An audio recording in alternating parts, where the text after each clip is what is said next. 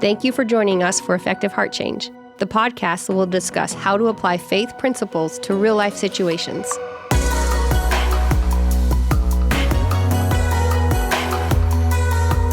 This is Effective Heart Change. Well, it is good to be here with Effective Heart Change. Welcome, Dale. Another day, another thought. Well, never mind. That isn't applicable here. It is good to be here. And we've had some real good times looking through this material. And this is going to kind of be a capsulization. Actually, where we go here is, now that I have the information, what do I do about it? Oh, application then. Yeah, it could be called application because you can learn all about the stages. And I believe there are spiritual foundations, and we started with SAFE, and we walk through all the different foundations. You can learn about that. You can figure out that, wow, I struggle here, here, or here, but then have no real idea how do I apply this in a way that I can actually grow, or maybe in a way that I can help other people grow. I've mentioned that I have a Sunday school class that I teach, and the material is proving to be very useful. And I've brought up several different perspectives, and everyone in the class, including me, are discovering that we didn't think that way at all. We thought about, as you said in the beginning, that we know more or less that we're physical entities, but we really don't think about the spiritual very much, or in particular about developing the spiritual. These spiritual foundations, starting with SAFE, and I want to group them by threes for just a little bit. You start off with SAFE, you go to belonging, and then you go to covered. If you take those three are very much the child stage. They're very much about receiving. So if you look back at those and you find out, I'm really struggling in one of those, you're going to need to create relationships. You're going to need to be in a receiving mode. Whereas if you go to the next set is more, I would call it about self. So in that series, I'm in the creativity. I'm in an exploration phase. I'm getting out there with some boldness. I'm trying to figure out where I fit, how I learn to be me. And it starts out in a kind of a selfish zone. It starts out with an I've got this, which is me do it. And it starts off in some more selfish ways, but this is the self stage where I'm exploring self. And then from creativity, I go into focus. That's where it all starts to work, where I'm learning to apply some self-discipline and have some target and delay gratification and go through that. Think about this. These are very much working on self. And then I get into, it doesn't sound quite so much like self, but genuine caring. Genuine caring happens when I start seeing my selfishness and I begin to transition to caring about things around me and beyond me. So you've got that stage, and you need a different solution for that stage, and the solution largely, we'll talk more about it, but it's largely in the area, you need almost like parenting. You need an adult to come alongside. You need a partnership, real partnership in that stage. And then you get to the last three, which are much more development of vision and direction and mission. If I'm missing something at one of these stages, what do I do in order to grow that stage up so that I can be the person God wants me to be? So safe, belonging, and covered is looking in. Look at me. Kids say that all the time in the infant stage once they talk. Second would be looking out. You begin to look outside of yourself, and that changes the perspective that you're going to have. And then the last three, it's taking ownership of things in a way, and we'll talk more specifically about what that entails. But it's a matter of vision, where you're looking. You're looking in the beginning because, and you mentioned that you have to go through that stage. It can't just be a mental thing. It has to be an experiential thing that you have connection with people And so I can't get to be an adult and be lacking that stage and just that, oh, I can figure it out. No, you have to literally experience it seems. And step by step, think about that. It is foundational. If you're missing a foundation, we looked at a house and there were issues with the foundation. Well, you go upstairs and the floor is sagging. Or will be. Well, yeah, if it's not already, it will be, and you move furniture or whatever in there, and it really will be sagging. It can't carry the weight of the load. And this is what happens. People are missing different things, and then they're not looking at what they're missing. They're over here, and maybe they're in a marriage, and they can't figure out why they can't do or can't interact in healthy ways. And they're looking at one specific piece of their life going, I don't get why I can't do this. I don't get why this doesn't work. And you may have to go all the way back to safe, or you might have to go all the way back to belonging. Maybe I don't feel accepted. I feel rejection is a big part, or abandonment's a big part. If you're struggling with abandonment and rejection, what are the odds that you're going to be able to do healthy married life? As an adult, you might be able to make some minor progress in fixing whatever is ailing, but in the end, it won't last. It's not built on that good foundation, as you said, and so as hard as it is, you have to make the conscious effort to go back and build the stages step by step. Lay that foundation, so then you have something that you can take forward and then develop to a higher level. So you got issues in a marriage. Invariably, what do? We try to address those issues. Well, if you will just talk this way to your spouse, if you will ask these questions, why, make sure that you bring flowers. I mean, we have all kinds of practical solutions that we bring in that never address the problem. And so often when we see problems in people's lives, we're about managing those problems, trying to bring techniques. When I will tell you what I see, you've got to get to the core, the heart area. When you get to that core area and you're beginning to identify, okay, your number one issue is rejection. Wow, how do we minister to rejection? How do we get that taken care of? Because I can give you every technique in the book in your married life. It won't work. Why? Because people don't speak words, they speak messages. People don't hear words, they hear messages. And the person who has that little barb, that little thorn of rejection deep down inside of them, you can teach them the exact words to say, and you can walk them through, and they can do dress rehearsal, and it's all coming along. And all of a sudden, it just kind of lands like a thud. They see that it lands like a thud, and they're like, well, this didn't work.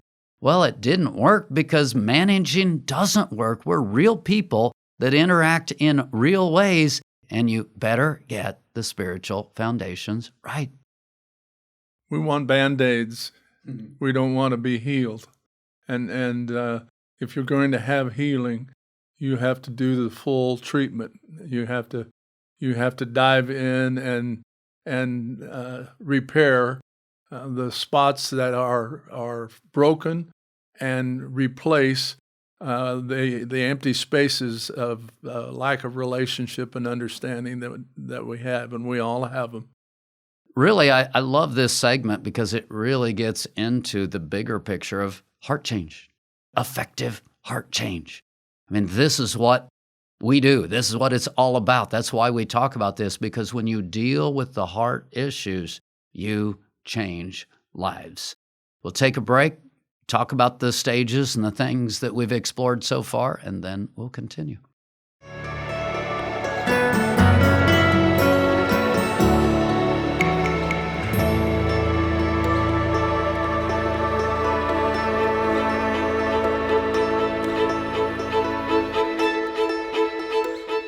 Today, we're talking about if the foundations aren't where they need to be, what do I do about it? And let's focus in on that first layer. If you look at SAFE, then you look at belonging, and you look at covered. Each of them, in a sense, have their own solution. So let's go back to safe. If you're struggling in that area, it's a rest and peace sort of thing. So to fix this area, and I don't know that I even like the word fix, but okay. How about repair? Repair, whatever the word is, to rebuild, to establish that area. This is the receiving layers.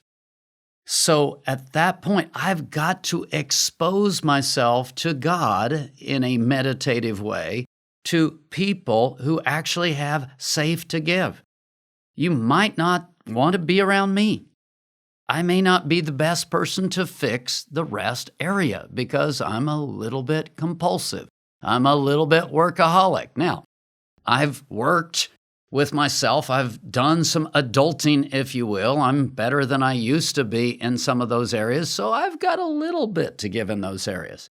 But who can you connect with if you're struggling in the rest area and you've identified that rest safe area is significant?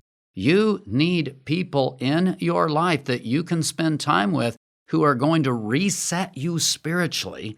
And once you get that reset, you're actually spending, hopefully, significant periods of your day in more of a peace rest zone. Because whatever's flowing through you sticks to you. So if I'm spending 98% of my day in an insecure, frustrated place, I'm not being transformed into rest.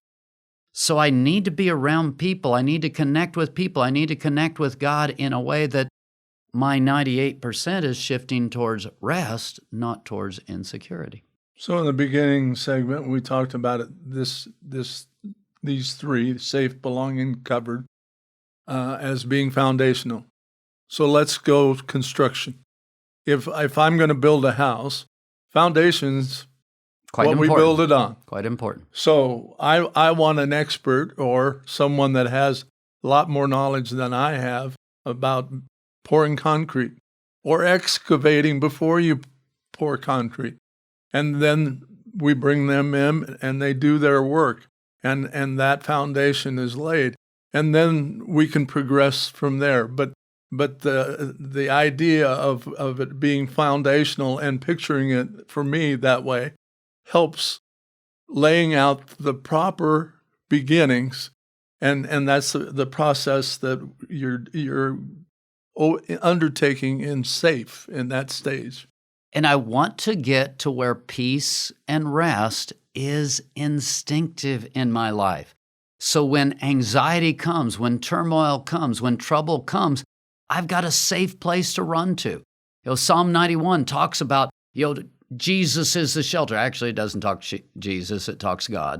But where God is the shelter, and I can run into that shelter and I can go to a safe place. Well, if I have that safe foundation, I should always have a safe place to run back to that is a foundation. That's huge.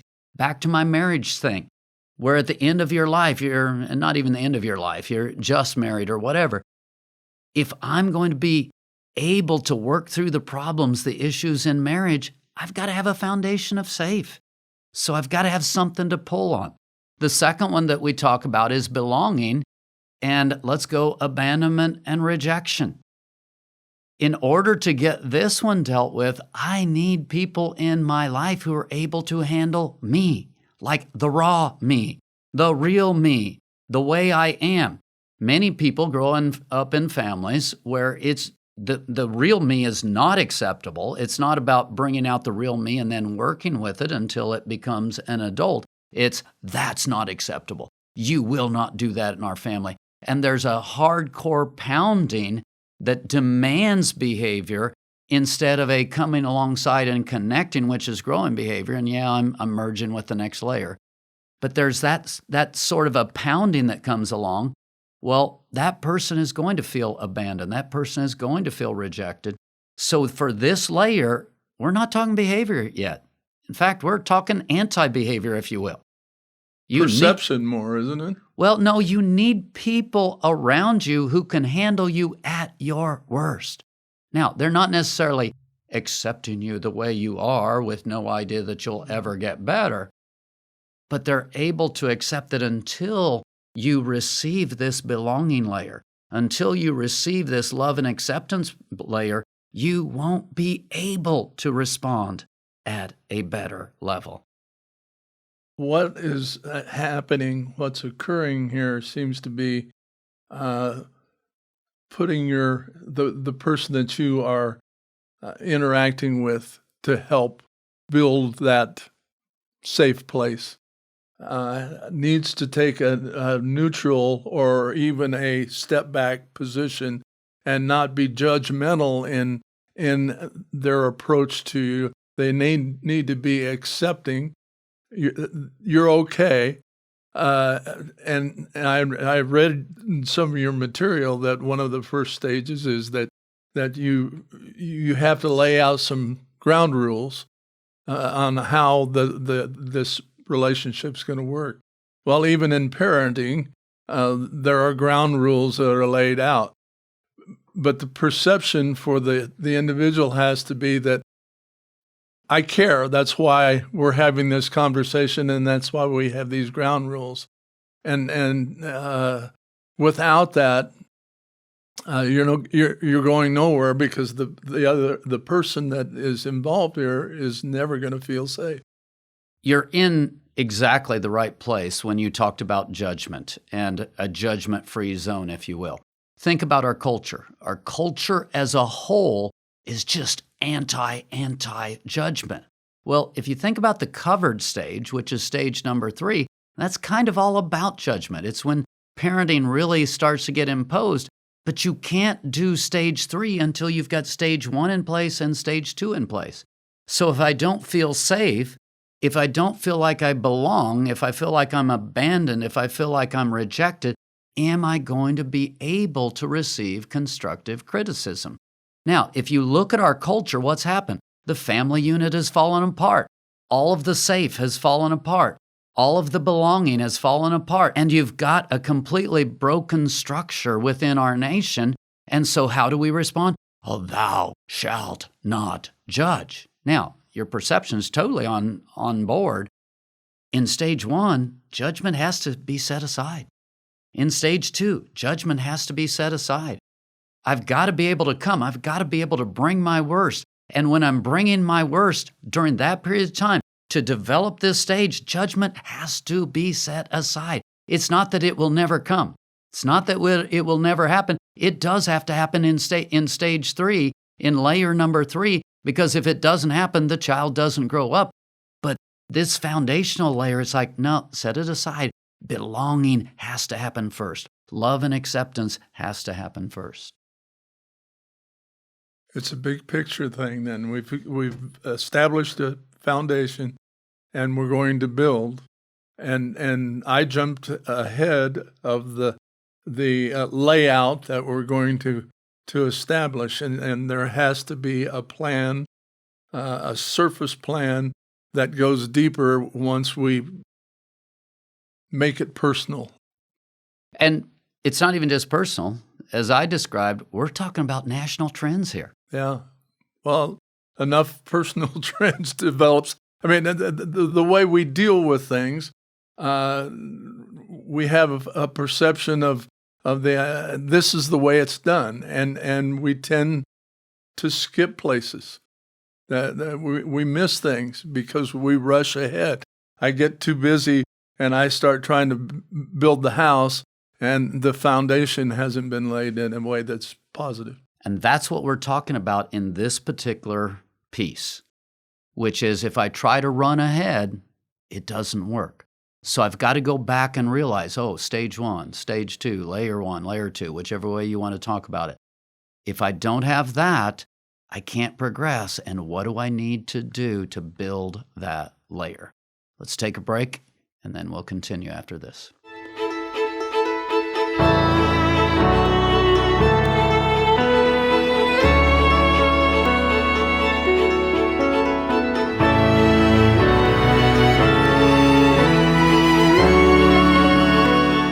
We're talking today about the spiritual foundations, and if I'm struggling, I can go back and I can identify a particular foundation that this is the one that I really need to work on first, When I get that in place, just like children grow through layers and stages, I may need to do others later, but this is the one I need to work on first.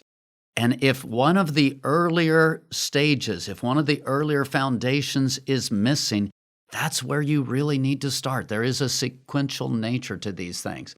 And the next one then that we haven't talked about is layer number 3, which is covered, which is fathering, which is parenting. And what do we have today? We have a lot of independent spirit. They try to skip over stage 3 to stage 4, where I'm beginning to be creative and I'm beginning to explore. Well, if I'm being creative and I'm trying to explore and I'm doing it outside of healthy boundaries, I'm going to get unhealthy results. I'm going to get clobbered in life. So it's interesting that stage 3 needs to come first, where I'm undercovering and I learn to respond to people and I learn to respond to authority. And again, this one is so important because this covering is going to be needed in all 3 of the next stages when I'm really starting to work on self at a higher level. If when I'm working on self at a higher level, I don't have this idea of covering in place, I'm going to get out there in ways that are just incredibly self-destructive. So the first 3 are more inside work, but you can't do it by yourself. You absolutely can't do it by yourself. It's more of a receiving. It's the people around you. You don't do self by yourself, is Yeah. what you said. Yeah. And that's powerful. Which is why that 3rd stage is so important, because if you go back there, that's where I learn covering. That's where I learn partnership. So even though I'm out here learning self, I've still got to do it under guidance, and it can't be just out there with no guidance. You have help. And one of the things that, and we talked about safe being absolutely necessary before any progress really can be made. And we tend, we've been talking about how people help us. But if I look at the list, if I don't feel safe with God, I'm missing a major part. If I don't feel like I belong to God, I'm missing a major part. And covering really speaks to me, because that's what God provides in our lives, is this covering and assurance that no matter what you do, no matter who you are, I'm here, and I'm here for you. And that's what we're saying as an individual. If I'm interacting with someone, helping them grow, I have to say in my spirit and in my words, I'm here for you, no matter what. And there'll be things that do matter, but at this point, it's important they feel that it's important that that individual feels like, I can count on you. Let's go ahead and jump back to national trends for just a moment. It's kind of fun that this is developing in this program.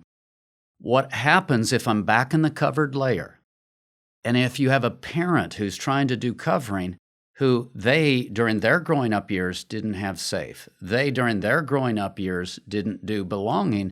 They're going to tend to be a key word that's all over, well, it's not all over our nation, but it should be. They're going to tend to be authoritarian. So what happens when they're trying to raise their kids, they're going to tend to dominate them in that creativity zone, which again takes away a sense of purpose and meaning. They're going to be belittling and harsh in the focus zone and demanding things that the child can't produce. And that just creates such an insecurity and struggle, and it sends me all the way back to layer number 1 again. And again, authoritarianism is going to try to produce a caring individual by the demands of the law. That's what the scripture would call it, but by making external demands. So now what do we have in national trends? We have political sides, and frankly, it's both sides, that are moving in very authoritarian directions. So we're trying to enforce through authoritarian means either an Antifa type of point of view where we're going to force you to conform to ours, or to more of a hard right sort of a thing where we're going to force you. You take those individual trends that weren't done in a healthy level, and you extrapolate it out to a national level, and you can literally see what's happening in our nation today because the spiritual foundations aren't in place. That's a powerful picture. The way we perpetuate methods and ideas, and there are good things to perpetuate and there are negative things to perpetuate, and they're accumulative, and they're profound because they have such a huge effect. It starts one-on-one and progresses to national and international. Yeah. I mean, wars, the whole process. So, though we're more body-centered, the spiritual part is so profoundly important, and to take time to understand and to build the different layers is just absolutely necessary if we want to live a life of abundance. An individual trying to develop self needs an adult who is not authoritarian, who is not insecure in their own selves. So they need that person who is able to come alongside, partner with them, give them freedom to explore within boundaries, give them this need to focus and discipline them and work with them little by little and give them rewards and pull those rewards away and do things back and forth in an ongoing effort. They need an adult to do that with them. But unfortunately, we've got more and more broken adults, more and more unhealthy adults, and so then the adults need their kids to respond well, and so they become more controlling, they become more domineering, thus you get what I talked about, the authoritarianism. But for self to develop, I've got to have the freedom to know that God created me uniquely and step into those places. Again, some powerful stuff. I'm having fun with this. I hope all of you are. I want to go back and talk about where we've been, and then we'll continue.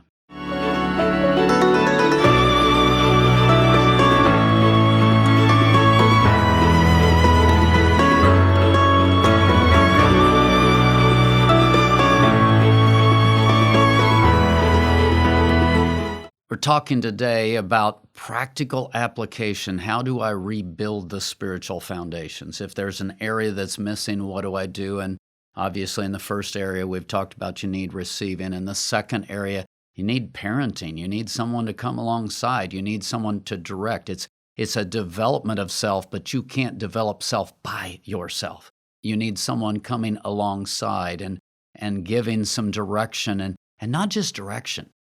What I talk about in the program all the time. If you're hitting a boundary, if you're hitting a limitation, you need to draw strength from the outside to overcome that. And fathers and mothers, when the kid is hitting a wall and can't get over something, many times just a word of encouragement from that parent is like, you can do this, step on through. You don't need parents doing it for the kids. You don't need helicopter parents who do it for the kids, who guarantee success. You need someone who comes alongside, connects, and encourages them in that self area and say, you can do this. Now, I want to make a point that this material is a progressive from childhood, from birth to adulthood. And beyond. But what we're talking about today in good part is about an adult that missed the parts, particularly the safe, the belonging, and covered, and are now adults and parents, and transmitting spiritual growth through their children or lack of their. So a lot of what we're saying sounds well. How does a child do that? Well, that's part of the progression. But the problem, there are not a lot of children listening to the program and tuning in. So it's really moving towards the adult and the adult's realization. Oh, okay, I've built that foundation, and I'm in the process of and I have reason to think that I can give that to my child, or, man, I don't have it, and so I need to find someone that can operate in my stead to help me so I can eventually learn to help my child. But in my case, I may need someone else to take that place. And it is neat. I talk about spiritual presence, and spiritual presence is really immediate. So if I'm walking in this incredible fear place, many times there's someone I can get around who will transmit peace to me, and I can go from a place of inability to walking in peace just almost instantly. Now, I can fall right back out of it almost instantly, and that's the nature of spiritual presence.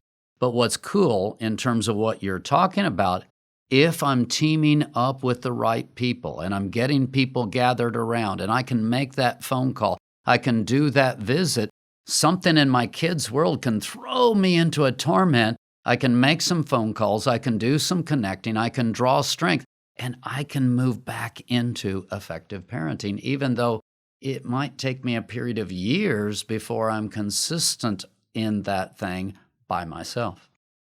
Interesting aside, maybe in the process, if I'm learning and I'm getting that help and able to transmit a little bit of that, there may be a bond established in doing it together. Absolutely. I've seen things like that. I hadn't thought of them in those terms, but I've seen relationships between parents take that avenue and have one. I watched a thing the other day about one of the music shows, and the daughter was the person that was auditioning, and her dad was there, and he was an absent father. Terrible relationship. She wrote this song for him, and it was about how she was never enough, but that she found forgiveness for him, and it was just a powerful moment, and they have a closer relationship now. In a sense, he learned from her. Where she got at, I have no idea, but he learned from her, and the bond was amazing. Spirituality is about connectedness. It's about, hopefully, positive transfer, but it can be negative transfer.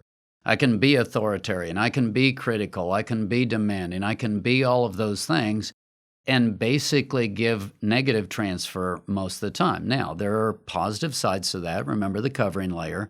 Expectations are important. Inspection is important. Follow-through is important.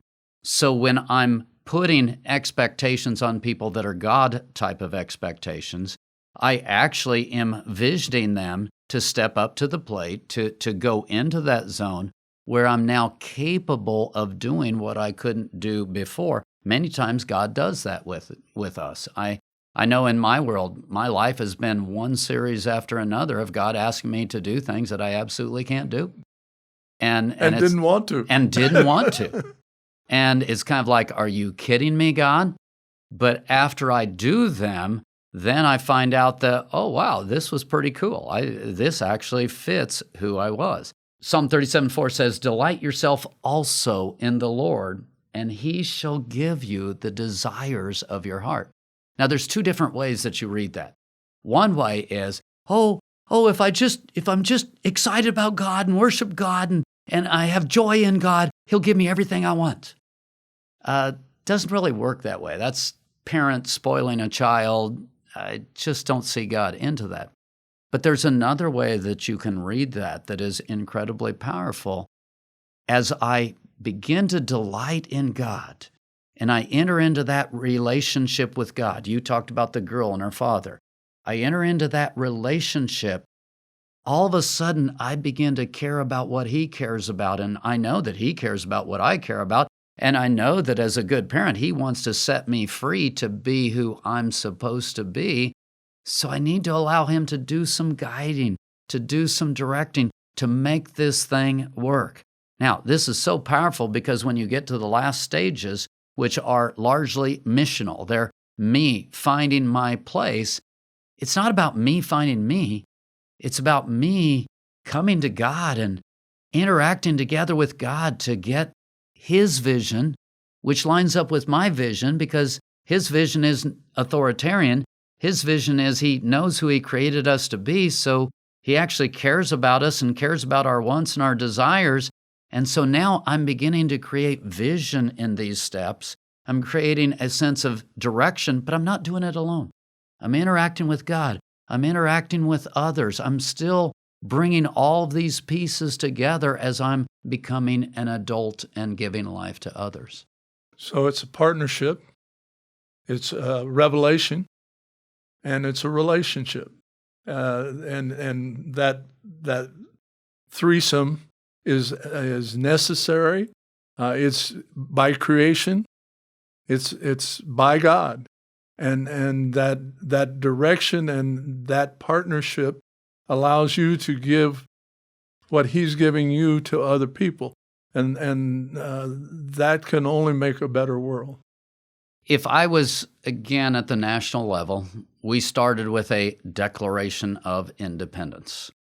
And I go back to the 1960s and, the me generation and, get out of my bedroom and et cetera.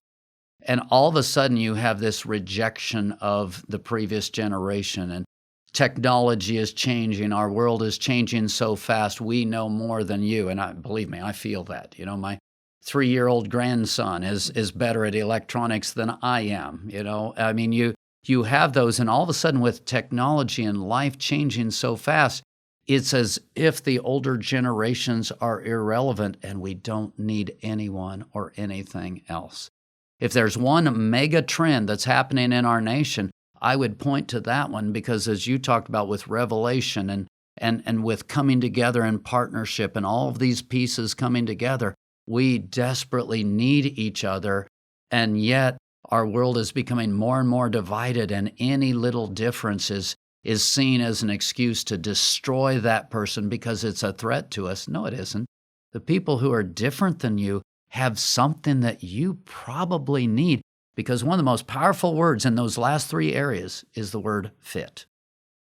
You're not created to run this world and to be the savior of this world. You're created to fit in a particular place. And when you understand that, those last 3 layers start to come together.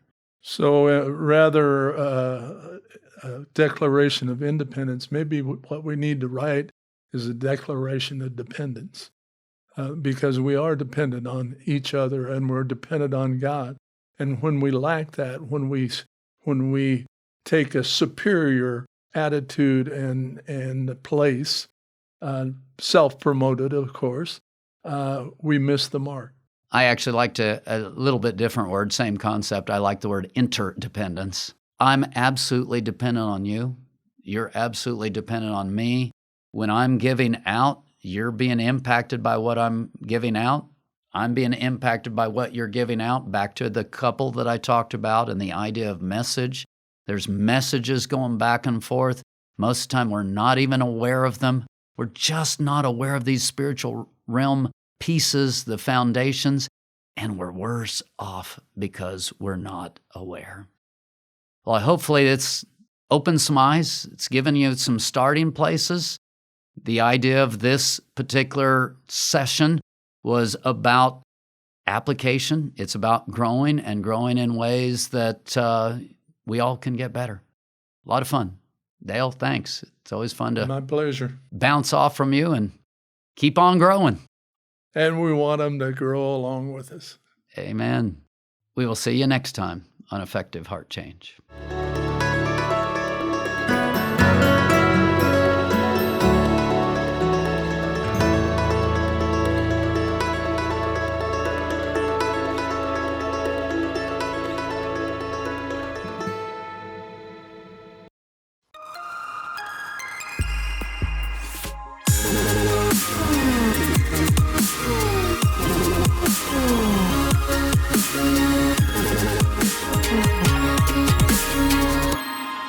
Video production, editing, and audio by Matthew. Set design and setup by Ashley. Content recorded live at Studio 104.